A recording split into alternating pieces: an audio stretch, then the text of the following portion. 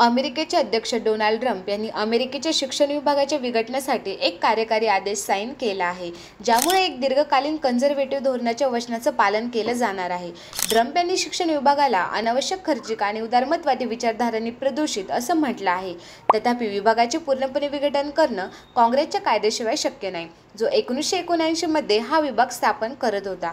Republican पक्षाने या उद्देशाने कायदा आणण्याचा इरादा व्यक्त केला आहे, तर डेमोक्रॅट्स यांनी त्यांच्या विरोधात आपला विरोध दर्शवला आहे. गुरुवारी दिलेल्या आदेशानुसार शिक्षण सचिवाला कायदेशीर मर्यादित शिक्षण विभाग बंद करण्यासाठी आवश्यक सर्व पायऱ्या उचलण्याची सूचना दिली आहे. आदेशात विभागाच्या कार्यपद्धतीबद्दल विशिष्ट माहिती दिली नाही, मात्र व्हाईट हाऊसने सांगितले की काही महत्त्वपूर्ण कार्यविभाग ठेवेल.